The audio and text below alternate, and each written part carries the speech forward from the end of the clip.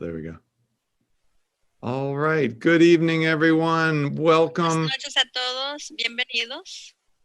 Oh, it sounds like Ilma. It sounds like you're still on our channel.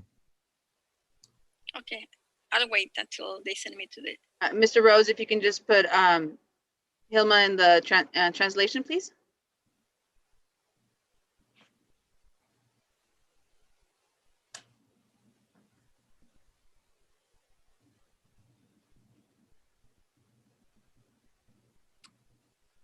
Are we all set? Hilma, you want to say something? Let's see if we can still hear you. Hola, buenas noches. Can you hear me?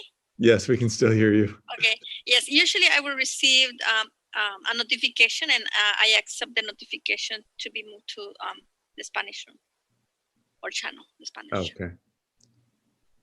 And sorry about that. On the back end, if you just apologize for the delay, 1 second, and we'll get the translation going. Buenas noches a todos. Estamos esperando habilitar la traducción al español y vamos a empezar en un segundo. O un minuto. Can you still hear me? Yep. Okay.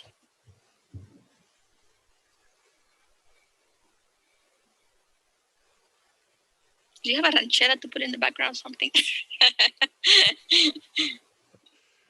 Thanks, everybody, for your patience.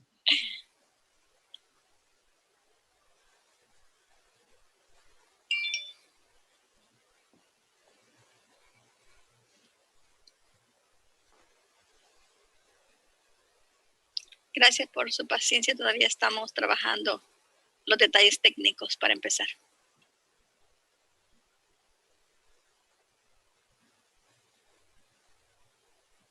For folks who are just coming on, we're just getting our technology up and the translation room all set. So thank you for your patience. Para los que acaban de llegar, estamos todavía trabajando con el área técnica de la presentación y para así poder traducir la presentación. Tan pronto cuando estemos listos, vamos a empezar la reunión. Y gracias por su paciencia.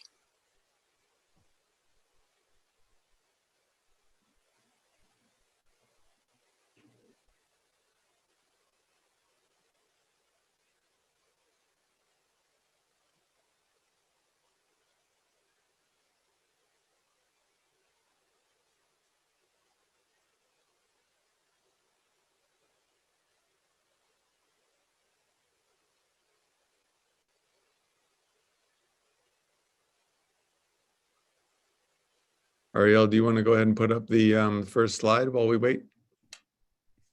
El señor Ariel va a poner la primera planilla de la presentación.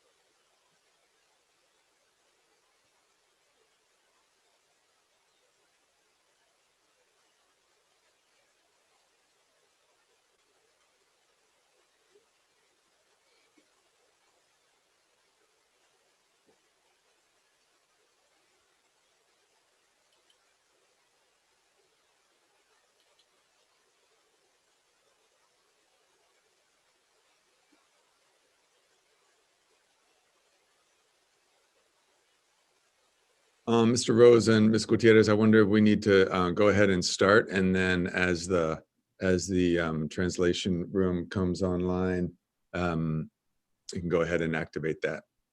Creo que vamos a empezar la reunión porque ya estamos un poco tarde y mientras trabajamos para poder habilitar el canal en español. Una vez que este canal esté listo, entonces vamos a empezar a traducir. Pero por el momento el señor Triple y el señor Ariel van a empezar la reunión. All right, thanks, Ilma. Does that sound good, Ms. Gutierrez? Yeah, well, we'll try and work on this issue on the back end. Creo que Okay. vamos a trabajar en este problema por atrás mientras Okay. empezamos la reunión. And I think at this point, unfortunately, Hilma, if you can just hold off on translation. Sure. Okay, thank you. Thanks, Ilma. Y disculpe para todos los que están hablando español, pero vamos a empezar y cuando la traducción, el salón de traducción está listo, podemos notificarles.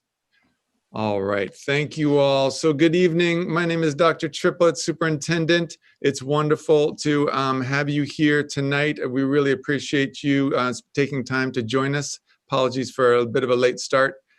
Tonight, we are going to be talking about the reopening of schools and sharing out information about and updating you on the plans to date.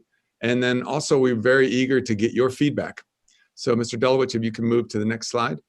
So, the essential question that is really all of the nation and all school districts across the country are really wrestling with is well capsulated in a quote by Dr. Scharfenstein from Johns Hopkins. The question is, how do we create an environment which is as safe as reasonably possible for kids and staff while respecting the fact that there may be some people that view that amount of risk as too much? And so we want to just recognize that, and you'll see tonight in some of our presentation, that we have community members who are very eager to have children return to school, and we have some community members and families who are not yet comfortable. And so we really want to talk to you tonight about the plans to try to meet everybody's needs. And of course, it's a challenging, difficult situation that we are all facing, but we really want to engage you because we're really all in this together. So this evening's agenda, where we have our welcome, and then I'm going to talk briefly about some of the health and safety measures and share those with you about that we have put in place for an eventual reopening.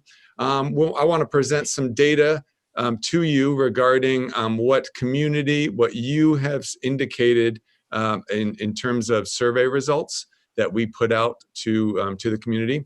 And then we have an opportunity to ask you some questions in real time here and get your real time input. So we're going to have a polling system. After that, Mr. Dolowich, Director of Teaching and Learning, is going to speak to you about some of the different scheduling options that we have developed in partnership with and collaboration with our labor partners. Then we'll ask you some more questions through polling. And then we'll have time for some general questions and answers, which we'll do through the chat. Because this meeting is so large, we're not going to be able to do back and forth live questions, but what we'll do is we will have you put questions in the chat, and then Ms. Gutierrez will be looking for patterns in the questions that we can answer here. And of course, if there's some questions that come up that we can't answer, then we'll want to make sure that we go back and find the answers for you so that we can share them at a later date. So that's our agenda for today. Wanted to get a couple big questions out of the way because these are the questions that all of us have been asking. One is, when are we going to return? Two is, why aren't we at Newark Unified back in school? Because everybody else seems to be back in school. And three is, will there be some sort of option if I'm not comfortable sending my child back? So I just want to get these three big ones out of the way. Number one, tonight we're not announcing a date for when we're reopening. So we do not yet have that date. We will be sure to communicate that to you as soon as we do, but that's not something that we have to share tonight. Number two, despite what you may have heard from your neighbors in another town or your uncle or your aunt or whatever, no district in Alameda County is currently reopened. There's no district in Alameda County, I'll just say it again, that has reopened. So I know that there's a lot of rumors flying around, but it's just simply not true. And then lastly, no matter what, we will have an option for families who are not comfortable returning to in-person learning once we do reopen. So I just want to reassure everybody of that fact. If you're not comfortable for whatever reason, we will have an option for you. Go ahead, Mr. Olowich. So wanted to talk really quickly about what we're prioritizing. So in terms of in-person return, we're prioritizing staff and student safety first and foremost. We're really thinking about it from a student-centered approach with appropriate safety protocols, of course. And then we're trying to consider different potential schedules, and we're doing so in partnership with our labor partners to really think through what is the best structure for reopening and being in a hybrid model. So I'm going to share some slides just about our safety and health protocols that we've developed, the things we put in place already. So in terms of health screening, one of the things that we already have planned is that before school, students will do a home and health screening and a survey online. And we want to be sure that families are reporting any absences that are going to occur with their child, so we can be really clear and stay on track in terms of that. And then lastly, we will have no-touch thermometers on site, so we'll be able to do any sort of health screening in that manner on site for students when they're returning or when they're coming in for the day.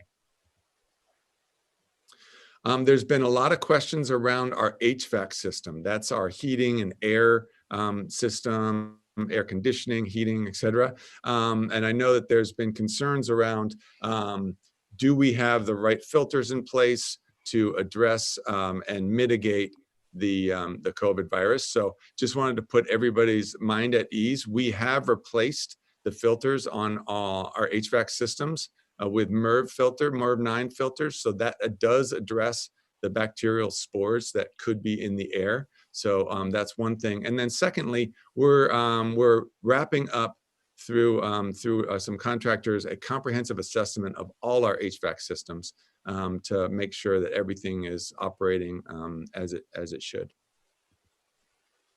In terms of cleaning protocols, so there will be, I think there was a little bit of a misunderstanding at an earlier presentation. And so I just wanted to clarify that we will, and we're fully plan to have a daily disinfecting of all spaces in our schools. So it's not going to be like once a week or anything like that. It's a daily full disinfecting of all spaces. And you can see here, this is just one example of some of the equipment that we have procured. This is a fogger. And what that does is that allows entire spaces to be disinfected at a relatively rapid rate. And it's also non-toxic. So we have already equipment to do that kind of cleaning on a daily basis. And then this is a new news. The part of the reopening plan is that the county and the state require that there is regular testing. By that I mean testing for COVID. And so the county has just announced, I believe yesterday, that they are supporting all districts by procuring a testing company, it's called Curative, that will support us with regular testing of all staff. It's a self-administered test. It's they use an oral fluid swab. We get the results in the person gets the results in 48 hours, as do we. And there'll be much more information coming out about that, but just wanted to be clear that that has been something that we have been working hard to get, and we currently have that in place. I know I've mentioned it in prior meetings, but just wanted to reiterate that our MOT team, custodial staff, and facilities folks have put up plexiglass barriers in all offices and other areas of the school. So you might not be able to even see these on the slides because they're so well positioned. But this is two examples from the high school where barriers, plexiglass barriers, are put up all throughout the office, so that there is limiting of air movement between people coming into the office and our staff. In addition, we do have the daily health and safety steps. We're going to be requiring face coverings for all, both students and adults, frequent hand sanitation processes. We have all PPE for both adults and students. We're going to be expecting and really demanding physical distancing. I have gotten some questions around adequate distance in the classrooms. So I just wanted to highlight that this was true all the way back in August, that our staff had already moved classroom equipment around so that classes have a 6-foot distance between desks. It does mean that the classrooms will only fit, I believe it's 12 to 16 students right now. So that's one of the reasons why we will have a hybrid model when we return, is because there will be limited space, much less space than normal in the classroom, so less students. And then we have school day structures that we've already set up for when students arrive to school in the morning, drop-off procedures, entrance and exit pathways, so people won't be exiting and entering in the same doors or areas. And then we're going to have a really strict visitor policy. We already have that in place. And I will say, I have gotten notice from many families of offering to help with the reopening, which is deeply, deeply appreciated. And at the same time, we do have to be really careful because we want to make sure that we are ensuring the health and safety of everyone. So we most likely will be starting pretty strict and not allowing for a lot of family volunteers, even though we would love to have the support. So in a minute, I'm going to share some of the data from the results of the survey. I did have a chance to share out this at a board meeting, much bigger picture. And tonight we've had a chance to analyze and crunch the numbers more, and so I can share it out in more detail. But I did just want to lift up some of the challenges that we're facing. What I mentioned earlier is that we have a significant population that is dying to return to in-person learning. And then we have a significant population that is absolutely uncomfortable with that. So here's some quotes from some of the surveys. One parent saying, "I feel that it would be in everyone's best interest to wait until after flu season before considering reopening schools. I believe this would be the safest option and the one with the least amount of possible interruptions." Then on the other side of the spectrum, hybrid would be great to start children back in classrooms and to see their teachers in person. Kids lack the proper education that they deserve with distant classrooms. Another parent saying, "I think it's best to not reopen schools and to put our kids' health at risk." Another family saying the children need to be socialized safely. Distance learning is not really working for them. They do need that in-person feeling safely for both teachers and students. So these are just a couple of the comments that we've received, which we really appreciate.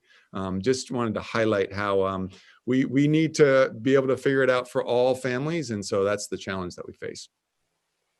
So I'm going to share some data with you.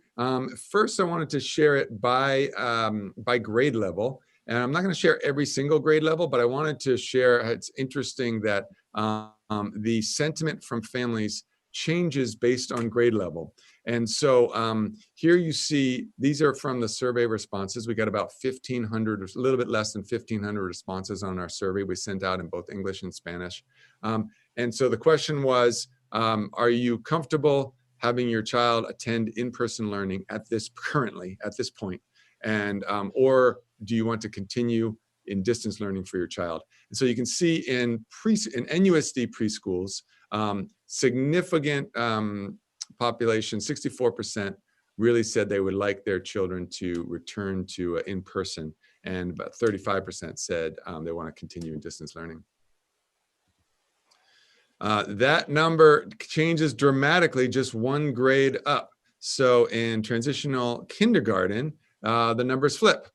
And you can see that about 63%, 64% say they still want to they do want to continue in distance learning, and the remainder want to return to in-person learning.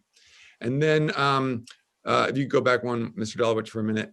And so what's interesting is from, oh, sorry, go to the, there you go, that one. What's interesting is from TK to fifth grade, we generally see this pattern. And I'm happy to share out all the data, but I also didn't want to overwhelm everyone with too many slides. But generally, it's this same pattern. The majority, a little bit more than the majority, around 60 to 65%, wanting to stay in distance learning. Then Mr. Dolowich, if you can go to sixth grade, is where we saw a change. And so literally 50-50, half families wanting to remain in distance learning, half the families wanting to go to in-person learning. And then we go from seventh grade, and I believe it's to, could you go forward one, Mr. Dolowich, to 11th grade. So 7 through 10, and sorry, Mr. Dolowich, could you go back to that last one? 7 through 10, this is generally the sentiment again. So roughly 65% of families wanting to remain in distance learning, and around 35% wanting to attend in person. And then once again, in 11th grade, we saw a change where it's about 50-50. And then Mr. Dolowich, if you can go to the next one. And then in 12th grade, we see that actually more families want to do in-person learning than in distance learning. So just to give you a sense of the sentiment of the community and the families that did respond to the survey. And then Mr. Dolowich, if you go, here is the full spread of all of the different schools and what different schools said, families at different schools said they wanted. So the red is continuing distance learning and the blue is attending in-person learning. And you can see in almost every single school, the majority of families, or a little more than the majority, sorry, of the families said they want to continue in distance learning. However, a significant population also felt equally strongly about attending in person. And then the last slide is this is by grade level. So it's what I was sharing earlier, but this is every single grade level, and you can see the spread there. So I know I went pretty quick, but I want to make sure that we get to the rest of the meeting. And so this is the point where we wanted to do a little Zoom polling. This is the first time we're trying this, so let's see how it works with a big virtual town hall. But the question that you're going to see in a moment on your screen, and you're going to have a chance to actually indicate which of the three options you prefer, is question one is going to be, given recent developments and our current circumstances, because granted, this survey went out a couple weeks ago and things are changing very fast. Would you prefer to return before or after the winter break? Or would you rather stay in distance learning for the entire 2021 school year? So Ms. Gutierrez, can you put up the poll?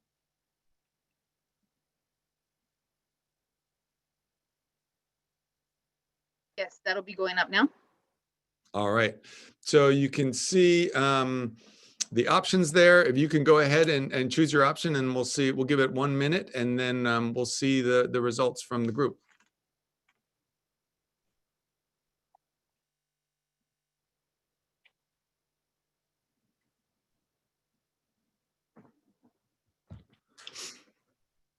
And Ms. Gutierrez, are you able to see them coming in? Are we, do we have folks? Mr. Rose on the back end is actually able to see the numbers coming in. Great. So when you're ready, I'll ask, when you're ready, you tell me to post. Okay. Why don't we give it another 15 seconds, and then we'll, Mr. Rose, if you could go ahead and show us. All right, let's see what we have.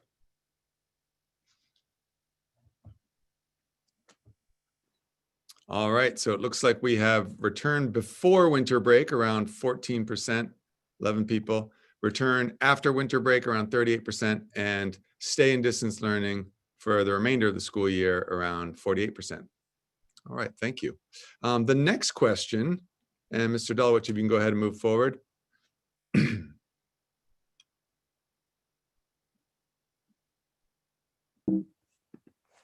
There we go.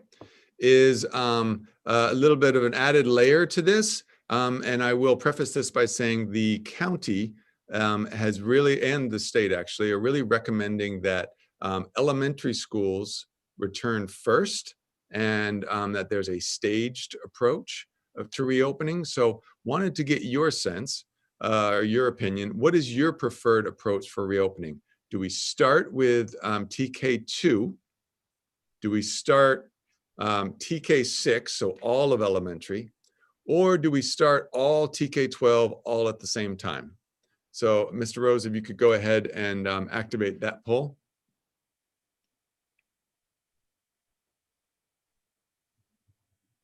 All right, and we'll give it a minute. That's the, there you go. Oh, oh, there we go. Great, thank you.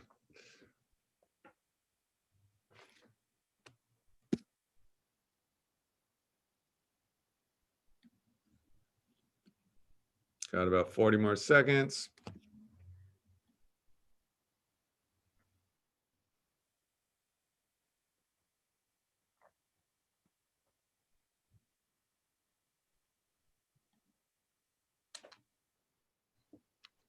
Why don't we give it 5 more? All right, Mr. Rose, what do we have?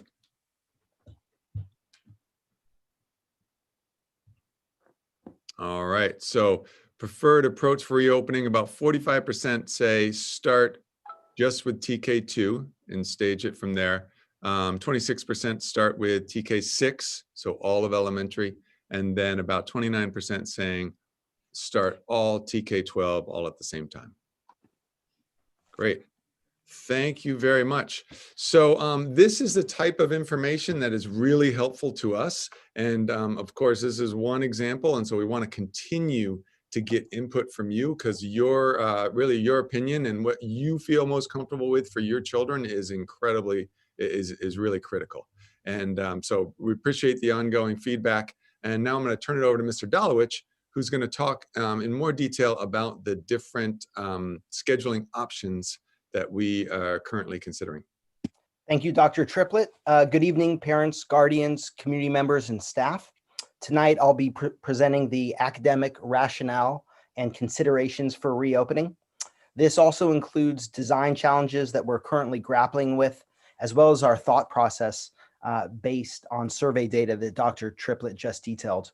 It should be noted, as mentioned previously, that we are actively engaged in negotiations with our labor partners, and we very much want to respect that process. So therefore, tonight's presentation is based on research that we've done with thought partners from surrounding districts. Some have reached MOUs and have approved schedules. It should be noted, as Dr. Triplett mentioned, that the county as well as the state place an emphasis on a staggered return starting at the elementary level. On this slide, we currently find ourselves in phase 1. Therefore, all instruction is either taking place via Zoom or Google Meet. Phase 2 places the emphasis on a staggered return based on the county guidelines, specifically targeted student groups, which we'll speak to momentarily, along with possible return of specific grade levels, for instance, preschool, TK, K, or 1. And then phase 3, which was a new development for us in our thinking based on the data, in which we saw approximately 50% of our community wish to remain distance learning. Depending on the grade level, of course. Phase 3 incorporates a cohort A in person. Cohort B remains with their teacher on their roster, maintaining those important relationships, but it does allow for distance learning to continue based on the fact that we're still in our pandemic. And then again, these guidelines emphasize that from the county that we start at the lower grades in the elementary level. So I'm going to share with you 3 variations of elementary to start with and place an emphasis this evening. You can see a few things to note. This is aligned with our current schedule. In other words, Monday is a protected day. There is professional development. There is synchronous learning for students. There is cleaning every day of the week. Each day of the week, our custodial and fantastic classified staff will be cleaning each and every day. In this model, you see that the students are in a Group A and a Group B cohort, and you can see that they are on campus. Group A back-to-back, prioritizes back-to-back days of instruction, and Group A leaves prior to lunch. Teachers have a protected lunch period, and then Group B is synchronous live instruction in the afternoon, while Group A is asynchronous, doing assigned activities provided to them. And then it alternates Thursday and Friday. Group B comes on campus, and Group A is conducting synchronous lessons in the afternoon. Group B on Thursday and Friday do leave prior to a lunch schedule. It should be noted that one drawback, as we elicited input from our administrative staff in this model, is that students do go 5 consecutive days without seeing their teacher in person. So once they're done, for instance, in Group A on a Wednesday, they don't see their teacher again until Tuesday the following week. That is one drawback as we consider this model. And then there's obviously the pros of having students on back-to-back days. Elementary Schedule B, one variation here is that the professional development day and synchronous learning for all students occurs on Wednesday. And another variation is that Group A and Group B on campus alternate Monday, Tuesday, and Thursday and Friday, again, in the AM, lunch period protected for teachers. And then the alternate group has in-person, not in-person, live instruction in the afternoon in that PM model. So this is another consideration for us. And again, I don't want to go too fast, but there will be polling questions at the end as we elicit input and feedback from the community. Elementary Schedule C, Monday is protected here. And this is the variation I was referring to earlier. This divides students on a teacher's roster into 2 groups, a cohort A, cohort B. The difference here is that Group A, based on family preference for in-person, attends 4 consecutive days of in-person, and Group B, based on family, parent, and guardian preference, do not attend in-person at all. They have live synchronous lessons in the afternoon. This is the group that has chosen and self-selected not to return in person in the afternoon. Just like you saw in an earlier schedule option, we could easily move Monday to Wednesday, break up the week in between. That's one option. And this schedule is approved in a sister district. This is one option I'll present here tonight, and I think it is worth noting 2 things with the secondary schedules. One, this is not the entirety of the schedules we're considering. In this model, the Monday is protected, and you can see, similar to the AM in-person instruction in the elementary models, for secondary students, there are 3 in-person classes before lunch. So Tuesday and Wednesday, periods 1, 2, and 3 on Tuesday, 4, 5, and 6 on Wednesday. And then cohort B goes on campus in person Thursday and Friday. This minimizes cross-cohort contamination. And again, we can easily move Monday to Wednesday in this model. Another consideration would be to extend the class times so that we maximize instructional class periods for students, because a drawback of this model is that students are only interacting with their class period 1 time a week in this model. It also deserves to note that, again, we're looking at a secondary schedule, but the county and state guidelines place an emphasis on the staggered phase of return, starting with elementary first. And we want to make sure that we are following the recommendations of data, science, as well as medical professionals when we consider our model as a district.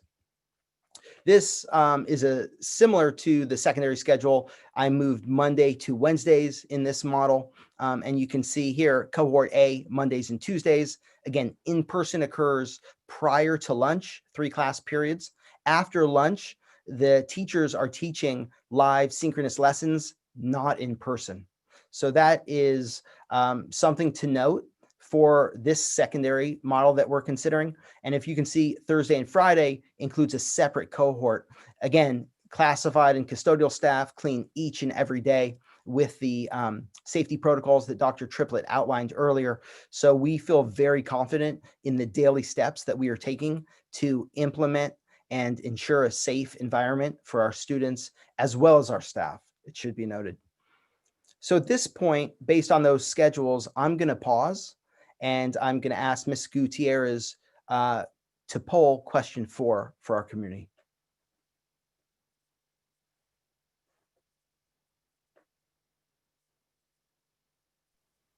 Mr. Rose, if you could please display question 4, please.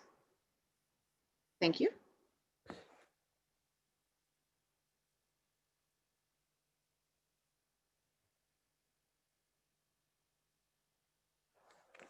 And Mr. Delowich, I wonder if it might be worth it to the audience to for you to put up Schedule A and then B and C just briefly.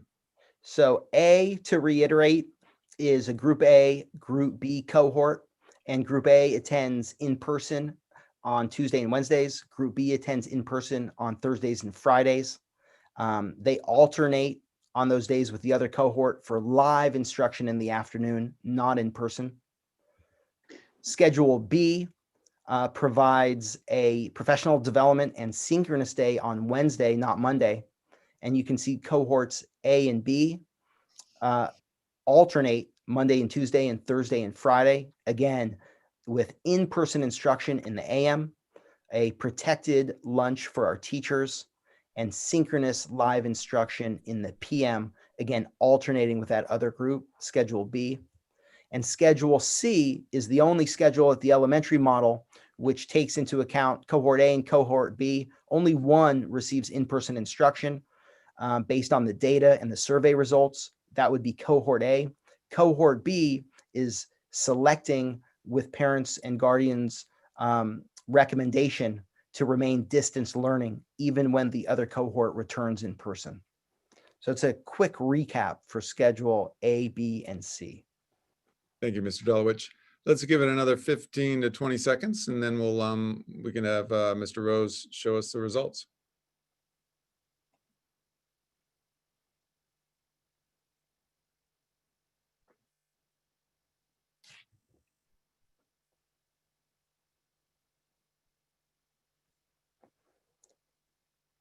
All right, that is aligned with our data, and it is wonderful to see data in real time from this polling. So I think that's a great new system for us.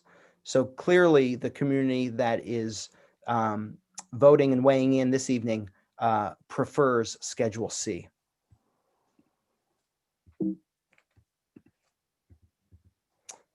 Our next question, based on the schedules, based on the secondary schedules, would you prefer a modified block instead of three in-person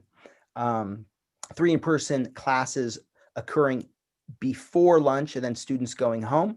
This takes into account class periods being extended for longer periods of time and the secondary students remaining on campus after lunch. And so that is a yes or no, and I'll ask for the polling to be placed. And then I will also show you here from either secondary schedule. This is a protected Monday, and you can see cohort A and cohort B. What we're asking is, would you prefer the students to have an extended class period for periods 1, 2, and 3 on Tuesday, and then again, an extended class period on periods 4, 5, and 6 on Wednesday, and so forth. And therefore, the students would remain on campus for the entirety of the instructional day instead of returning home midday. Are we able to present that polling question? Great.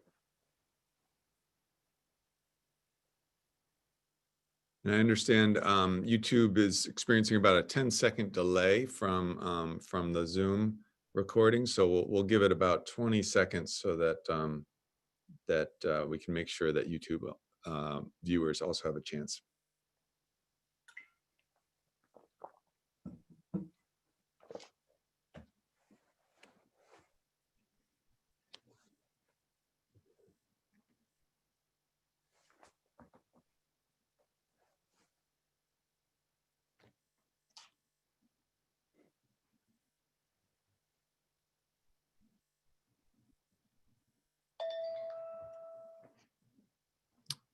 right, that's 20 seconds.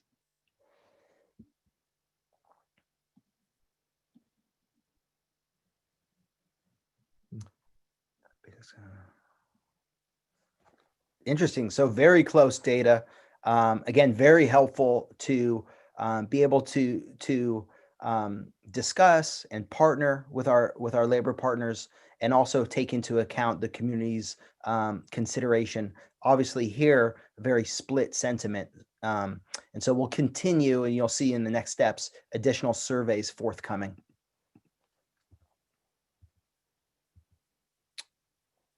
Question 6.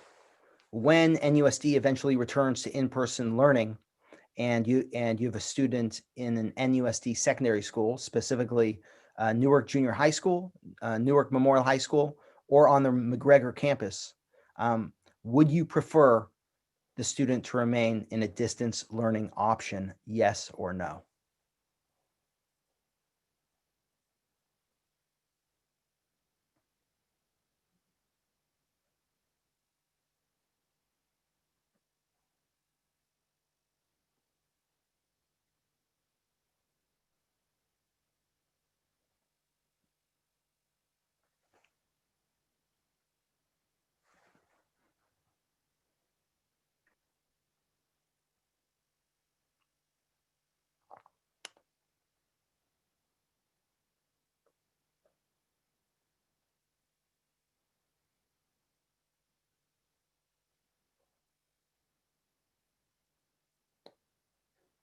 All right. I think a new feature for us will be a drum roll as we unveil the results.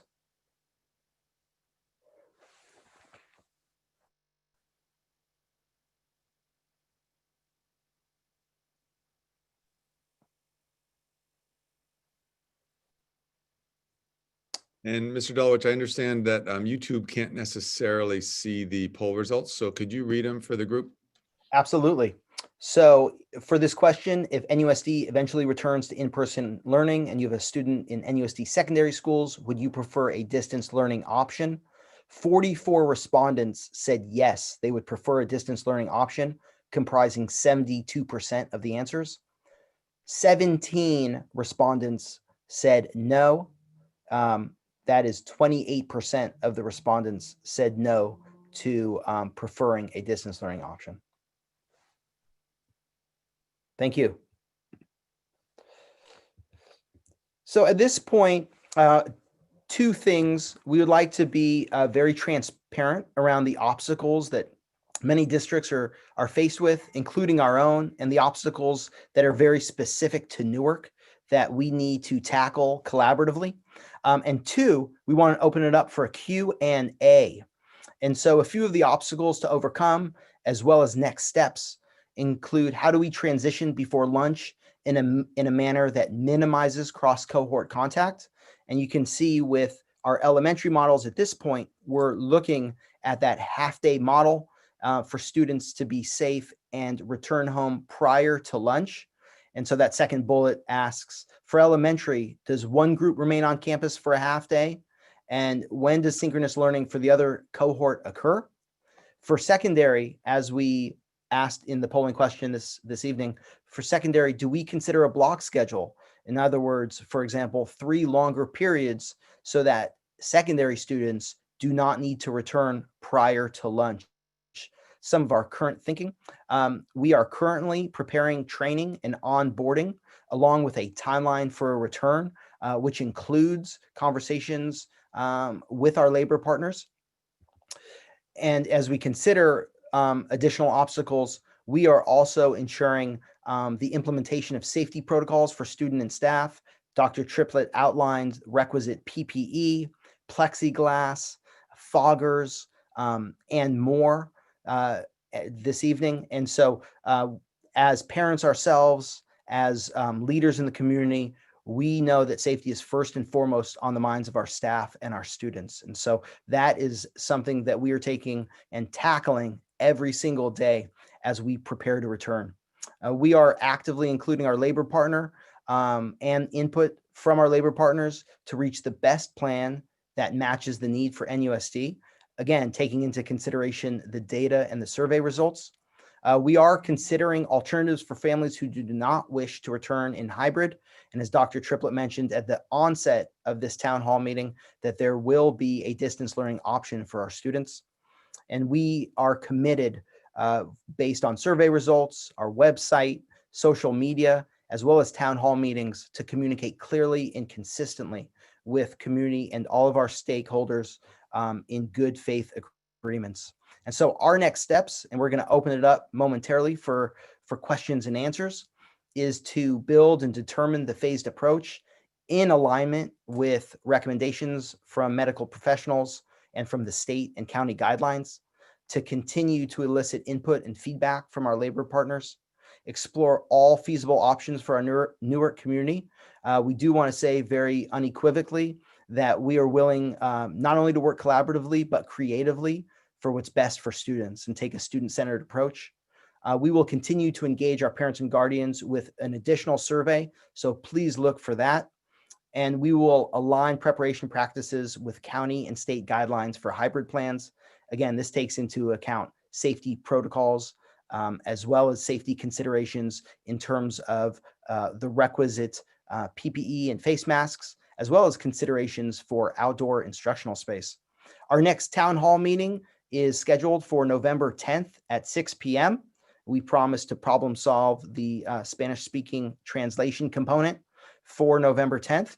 And we're very interested in your input and knowing that we all want what is best for our students and staff. So we welcome the ongoing feedback and we appreciate the responsiveness from our community.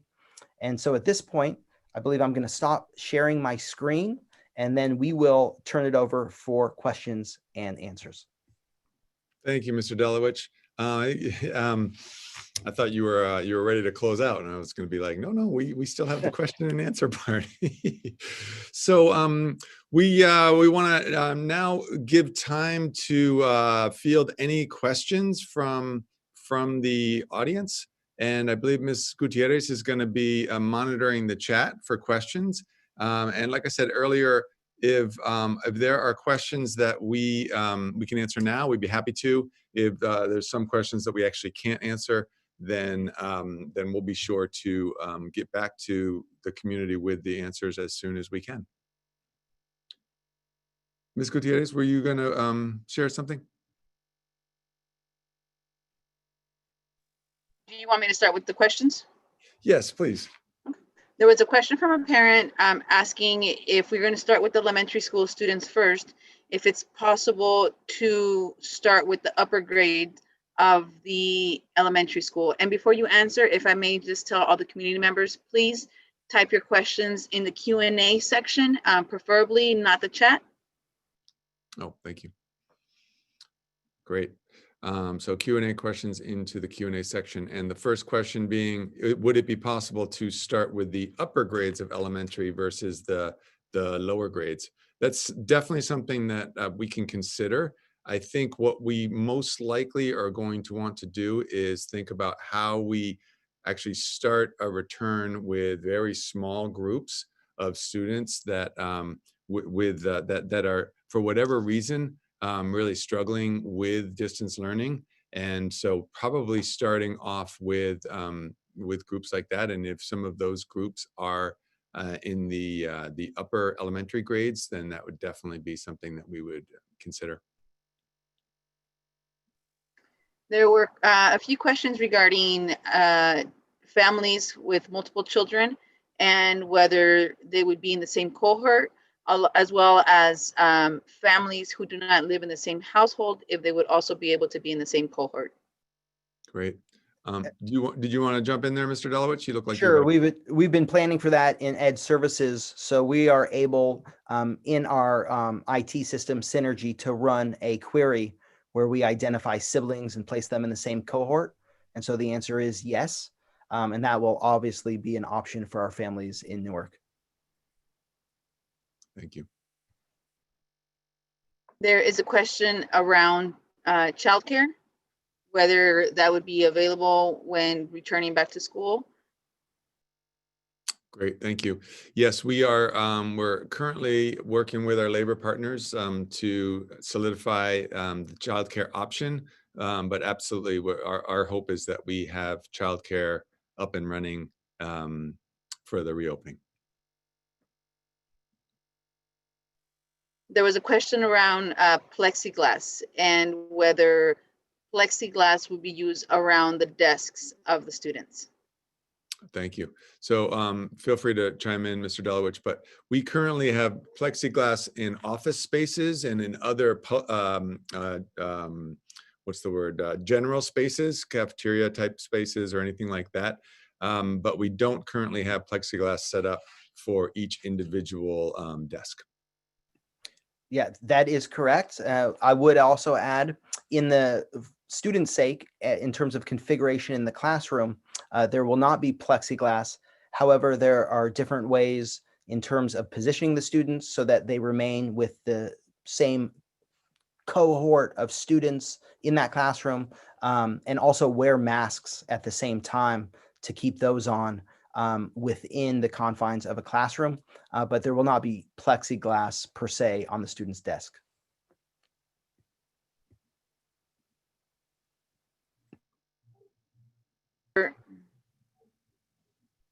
There's a question regarding the possibility of aligning the class schedules to the parents' work schedules. I think just because of the need of creating cohesive schedules for everyone, we wouldn't be able to create a situation where the schedule would fit one particular family's work schedule. But what we'd want to do, and we plan on doing, is just getting out schedules well in advance so that families are aware and can plan accordingly. We are aware, as we continue to engage with our labor partners, that the pickup around lunchtime has posed a challenge for our families. And so that's absolutely being taken into account with our conversations. Mm-hmm. And then I will add, in the schools where we do have after-school programs, we definitely are partnering with the after-school provider to think through what options there are for the after-school to support student cohorts who need to remain in person or on campus during the asynchronous time. There was a question regarding having outside classrooms as an option. Yeah, so that's something that I know has been explored in other parts of the country, and that is something that we're looking into. We've been looking at outdoor large canvas tents. And it's definitely a possibility, although I would say with the weather changing quickly, that would pose an added challenge. But the more that we can have students outdoors in a safe setting, but outdoors, I think the better. So we definitely want to include that in the plans. There was a question regarding clubs such as band or the school clubs and whether they would be able to meet, and if so, outdoors. Great. So we have already begun to bring back some athletics, particularly the high school athletics, and that's been really fantastic. Done in a very structured, safe, methodical way. And so the students are not engaging in any sort of workouts indoors currently, but they are outdoors. And so we definitely want to think about that same thing for other activities such as band or cheerleading and things like that. There's another question regarding students with special education. What schedule would they follow? Would they be returning first, or what cohort would they be following? Mr. Delowich, do you want to address that? Sure, absolutely. As a part of the county and state guidelines, there is very clear emphasis on targeted student groups, special education being one of those groups. That's absolutely a consideration. And we've heard from a number of our families with students with disabilities, that's a priority for them. So that would be something that we would consider prioritizing if of course, that we reach agreement with our labor partners. That could occur prior to grade levels returning, as one example. And to the question, they would follow a schedule that would be updated and modified from what you would expect in a typical instructional day. There's a question around when will parents receive more information on the remote option or the virtual option? Mm-hmm. So right now, what we're thinking through is you could see in Mr. Delawich's, I believe it was Schedule C. Is that right, Mr. Delawich? Correct. Schedule C. Schedule C is that really we would have, while some students are live in person, that the other students who are going to remain in a virtual option throughout, they would be doing asynchronous work at home, meaning they would be doing like independent work. And then when the students who had engaged in the in-person learning would go home for the day, then it would be an opportunity for their teacher to then log on and engage with the students who had been doing asynchronous work in the morning, to then do the live distance learning instruction in the afternoon, or vice versa. It could be afternoon, morning, morning, afternoon. So that's our current thinking about that plan. Because we know what we've heard is that many families really anxious about if they're going to remain in distance learning and not return to in-person when the reopening occurs. They're very worried about not having to change teachers, because as we all know, students really get to know their teachers, love their teachers, and would really prefer to stay with them. And so that's one of the things that we're trying to work through, is how to make that possible. There's obvious logistical challenges to that, but that's our current plan. Mr. Delowitz, did you want to add anything to that? No, I mean, I think you really described it well. We know that providing a distance learning option is a necessity for our families, especially based on the results. I think we hear the community and parents and guardians loud and clear. And how that unfolds may look differently at the elementary versus secondary models, but we are looking actively to the best degree possible, maintain those student-teacher relationships, as you mentioned.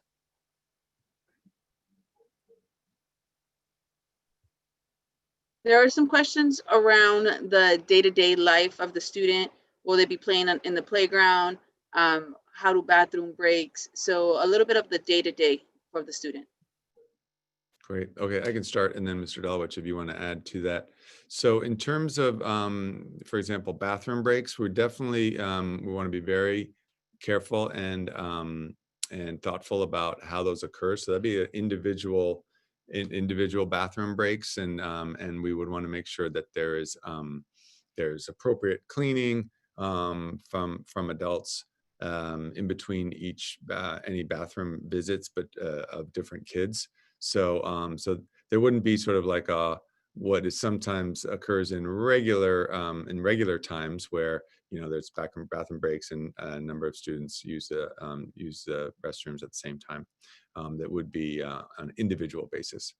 In terms of playground area or play structure areas, that is another thing that we want to be very careful about. So we just want to make sure that the procedures are such that we're limiting any sort of transmission across cohorts. So if the group of the cohort of students is together, then that's one thing. But we want to make sure that we're cleaning and such in between the different cohorts using any sort of outdoor facility.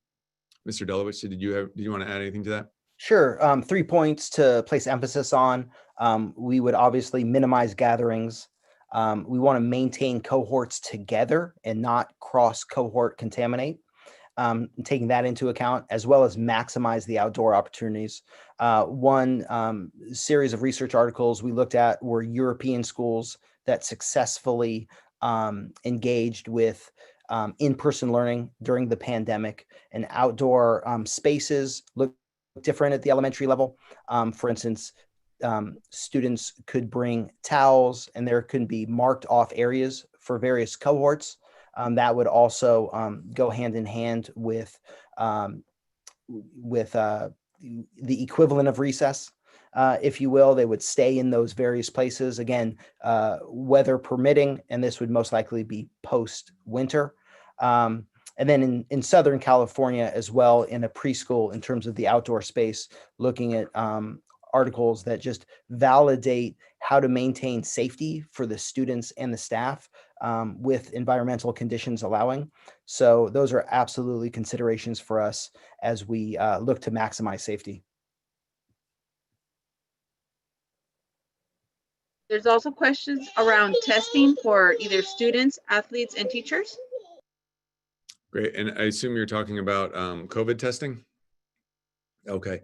Yeah, we don't have, there's no current plans for testing of students.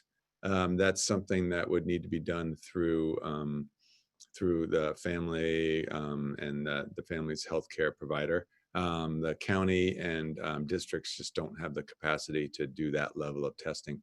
However, I will say that we have been partnering with BACH, the health organization, who are partnering with us to organize some free testing in Newark, the city of Newark, for any Newark resident. And so that would definitely be something that both young people and adults could take advantage of.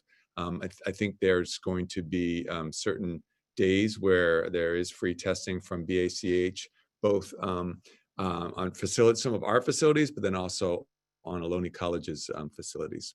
So we're happy to send out more information about that as those plans develop.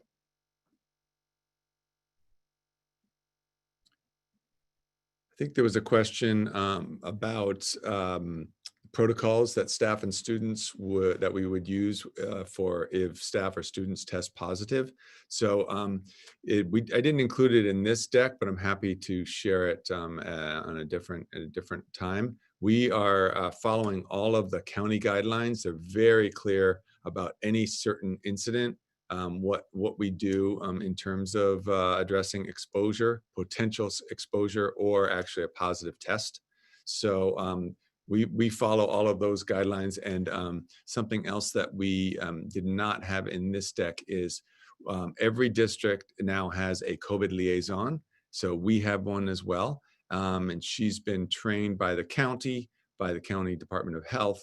And then she is coordinating all situations in terms of when someone is reported to have tested positive or has been exposed. So even though we are not currently in person learning, we have had situations where there have been potential exposure or even positive tests.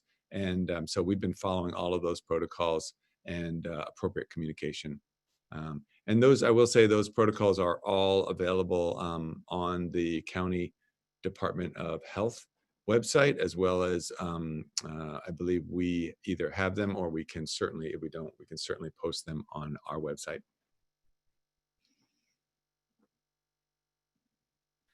I'm actually going to take some questions from YouTube. Okay.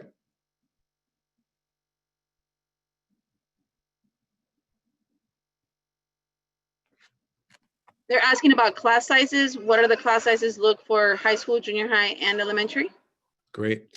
So the guidelines are currently that the cohort groups can be 16 or less, and that includes the adults. So if there's one adult teaching in the cohort, then that 15 kids or less.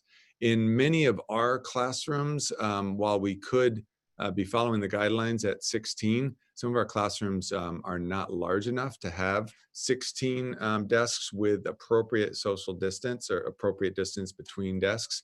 And so we will only have classes outfitted to in accordance to the size of the room, and making sure that there's appropriate distance between desks. But it's 16 or less.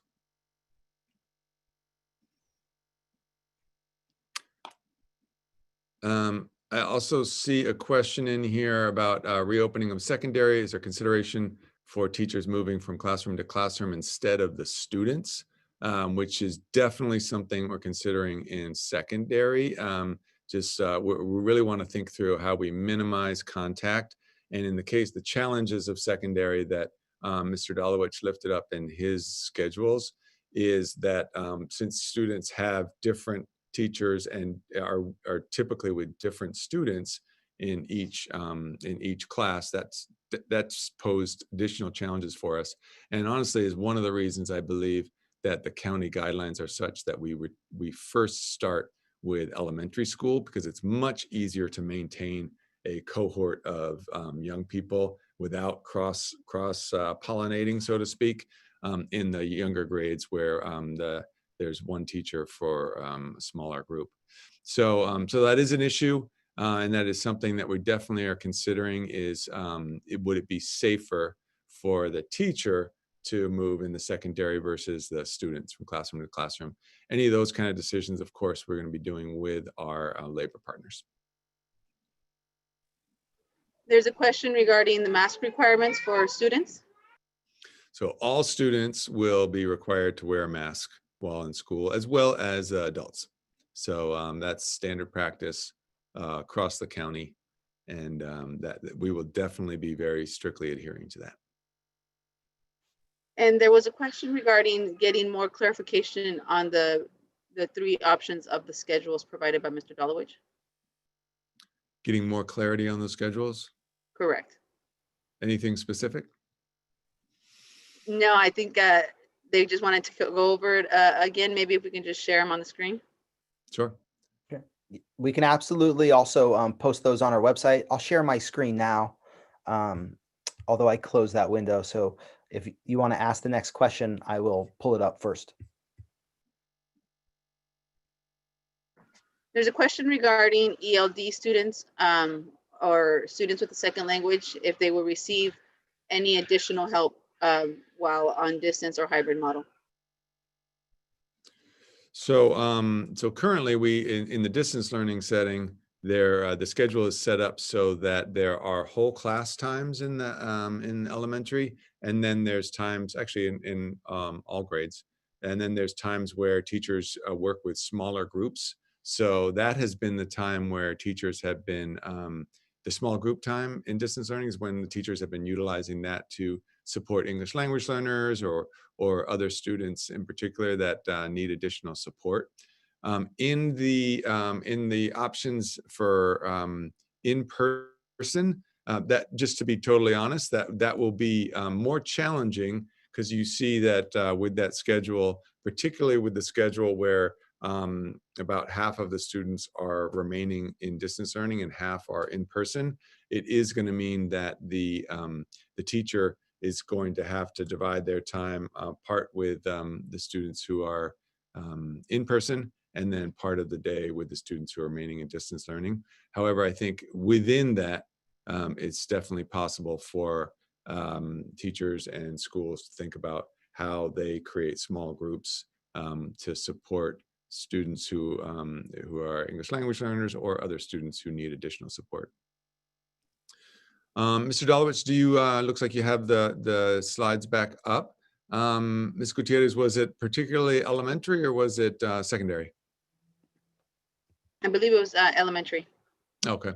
Mr. Dolowich, you want to go, maybe give us the elevator version of the 3 different options? Sure. And again, this doesn't limit us to further options to consider as we actively collaborate with our partners and also hear discussions from neighboring districts. Elementary Schedule C, going in reverse, has students in 2 cohorts. They remain with their teacher, which is a point of emphasis for us. Group A is the only group in this schedule that sees their teacher in person. And the benefit is having to see their teacher in person 4 consecutive days, Tuesday through Friday. During the morning, Group B is engaged in asynchronous activities, not live, that has been assigned on Monday mornings. Again, Tuesday through Friday, Group B receives live synchronous instruction. That instruction occurs in the afternoon after teachers have had lunch. Group A then conducts asynchronous activities in the afternoon. In this model, Group B is never on campus. Group A is the only model on campus. We could, again, alternatively, relocate Monday with synchronous instruction for all students to Wednesday, and Group A could go Monday, Tuesday, Thursday, Friday. Still, Group B would be the students whose parents and guardians wish them to not attend in person, and we very much want to respect that. Another point to reiterate loud and clear is that we have a fantastic custodial staff, and they will be conducting cleaning each and every day. And so we feel very confident and comfortable with our partners in CSEA, knowing that cleaning is taking place on a daily basis, both daytime and evening. A benefit of this model is that it minimizes cross-cohort contact. Again, there's no interaction between a Group A and a Group B. That is different than Schedule B. If you look at Schedule B before you, both Group A and Group B go in person. Group A in this model goes Monday and Thursday. They go in person on campus. Group B is engaged in asynchronous activities Monday and Thursday in the AM. In the afternoon, you can see that Group A is engaged in live synchronous activities Tuesday and Friday.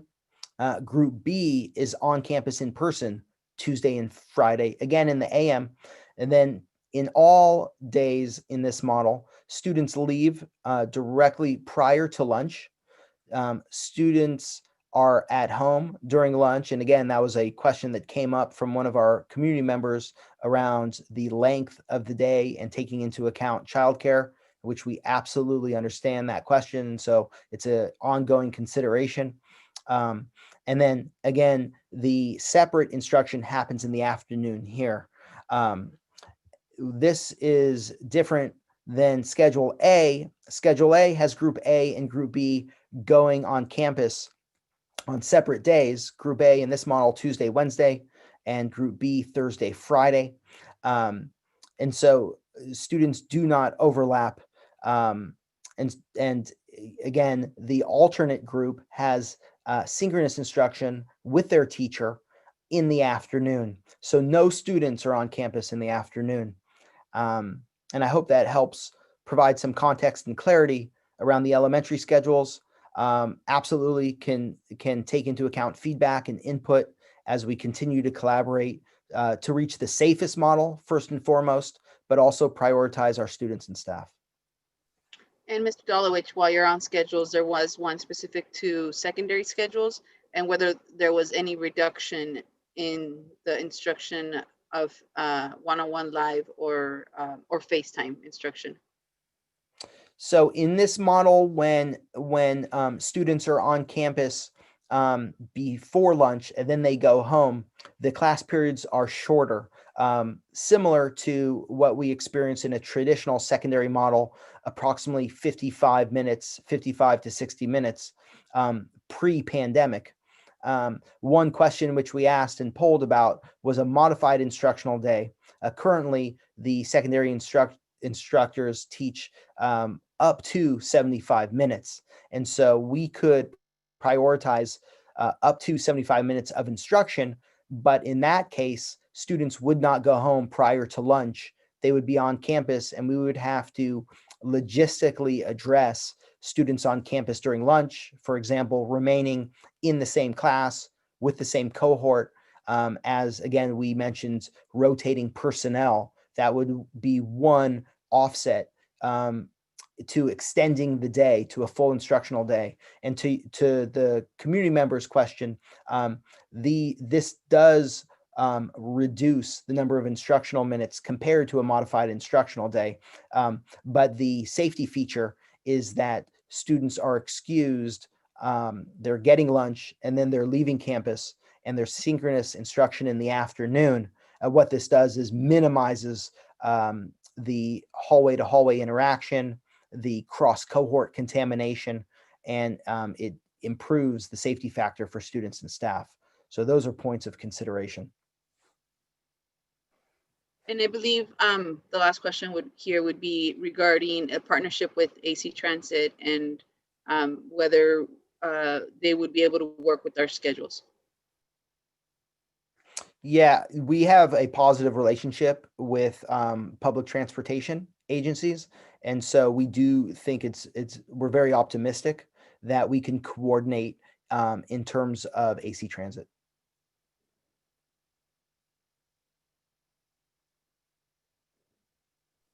I think you've answered most of them, Dr. Triplett and Mr. Dolowich.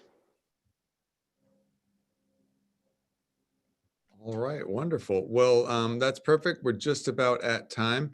I've also been trying to answer some of the questions in the chat. As Mr. Dolowich said earlier, and some of the final slides, we number one want to deeply appreciate you for participating in this and for asking the good questions that we've been really wrestling with, and also for your suggestions and your input. We will have our next town hall November 10th. We're not doing one next week because of the elections, and we think people are going to be preoccupied with other things. But we'll be back November 10th, and for another town hall session, 6 o'clock.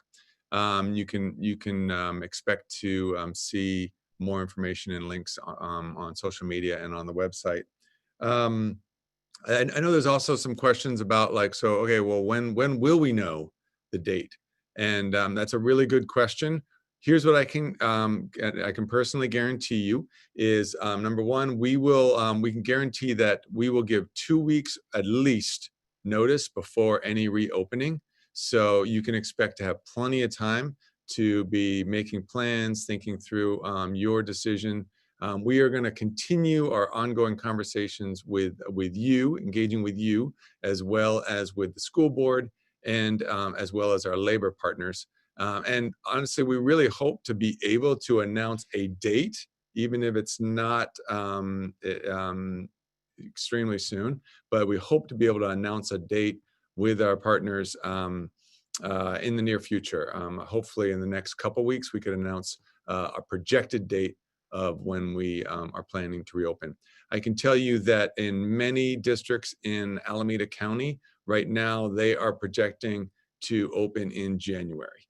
And so again, we don't have a firm date yet, but I know that is the plan for many, if not almost all the districts in Alameda County.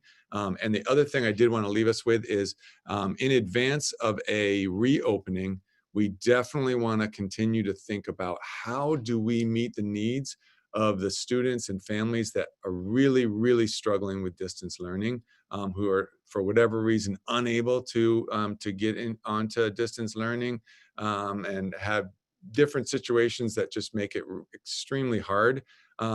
This is what keeps me up at night, is the students and families that are losing out on distance learning. And we know that distance learning is not as good as when we all get back to normal, but even worse is when we're unable to support students at all during this time. And so that's really keeping me up at night. And we really want to think through, is there ways where we can meet those students' needs in person in very small groups and in very particular situations. So that's also something that you can expect more information about in the future. Mr. Dolowich, do you have anything else that you wanted to share before we sign off? No, I just want to thank everyone for their time. We know the concern in the community, not only whether it's with staff, but also in terms of being parents and guardians ourselves. We want to prioritize in-person instruction as much as anyone else, but we want to do so in the safest manner possible. And so I would just leave it at that and thank everyone for joining us here tonight. Great. Thanks, Mr. Delowich. I also want to thank Ms. Gutierrez, Mr. Rose behind the scenes. You can't see him, but he's helping us.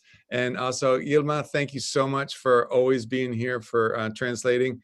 And again, my deepest apologies that we weren't able to translate tonight, but we will definitely think through how we can maybe create a transcript of this session that we could get out in Spanish. I think that would be really nice. So stay tuned to that. So gracias a todos. Disculpe que no había la oportunidad de ofrecer una traducción, pero ojalá podemos hacer una traducción que podemos presentar en el website en el futuro, y por el próximo vez seguramente vamos a tener traducción en vivo. So thank you all. Appreciate you, and have a wonderful night, and don't forget to vote.